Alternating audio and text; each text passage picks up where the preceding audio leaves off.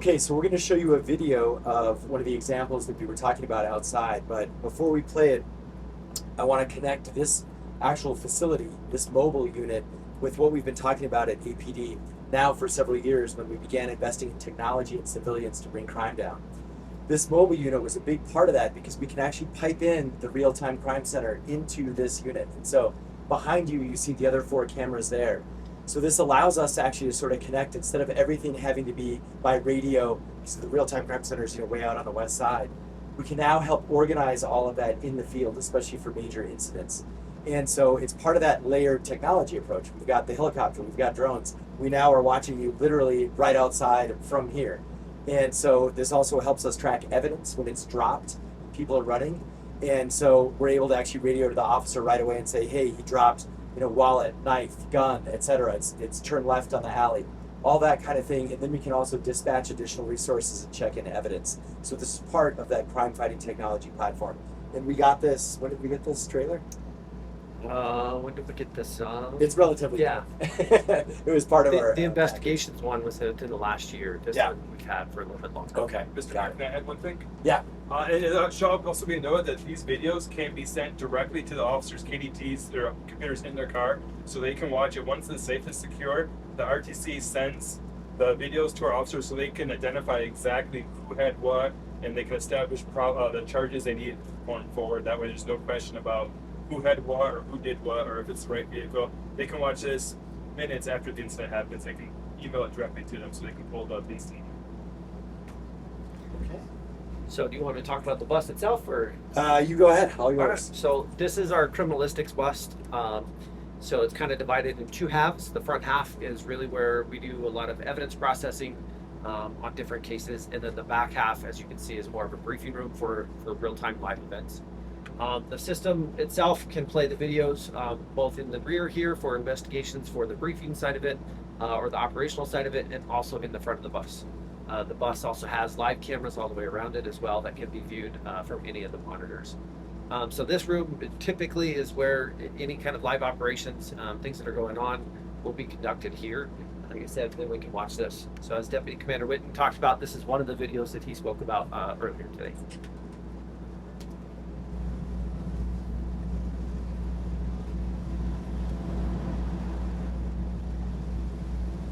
I'd also just like to point out that we believe the driver is the minor, so if you are going to use this, if you could just kind of either zoom out or blur out his face when he does look into the light. You can't really tell here, but eventually he does look into the light. So this is the side of a parking garage, right? Just That's so you're correct. wondering what that gray rectangle is.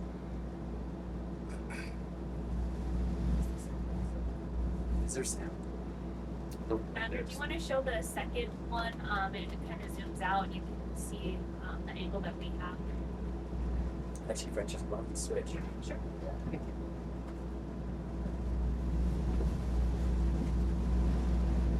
There you can see that's the top of the parking garage there.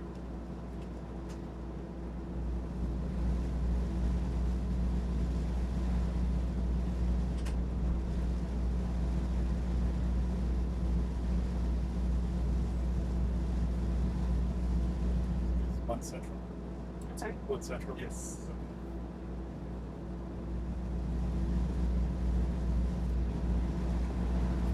So this was the video of the monitoring that was happening, and so at one point during monitoring, you do see them take drinks. There you can see where the officers are going to attempt to make contact. They flee. And this actually ended in a crash. The lights that you can see back there was one of the sergeants who was trying to block the area, and the car actually crashed into the sergeant's unit in an attempt to get away. Those officers you saw right there were using the stairwell to kind of have that 360 coverage of the vehicle. There's the marked police car coming up the other side, and these officers were going up the stairwell to provide that 360 containment. I'm going to show the other one. He's going to show another video now. This one has nothing to do with anything that we highlighted today, but just another visual to give you an idea of the capabilities of the real-time crime center cameras.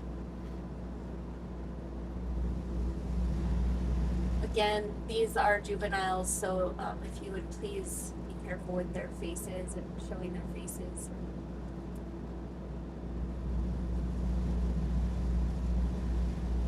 Commander, are you aware of that one? Do you know that case? I don't know specifically. There's been quite a few that they all kind of blend together. I believe that was one where, again, they were in the parking garage and they were taking photos with different firearms. That's kind of the trend. They go up there, they do their Instagram, their TikTok videos with their firearms. RTC captures them, and then we go up and attempt to apprehend them.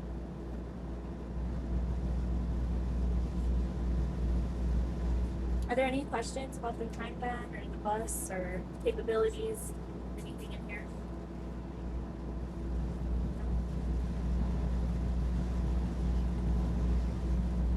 In one of the cases, I know one of the guns was tied to 14 different incidents, shot spiders throughout the city. So it's very beneficial for us to capture these subjects, get that gun in custody, because they're using it for other crimes throughout the city. So it's making huge dents citywide, not just for downtown, but also throughout the city once we get these subjects in custody and we recover that firearm.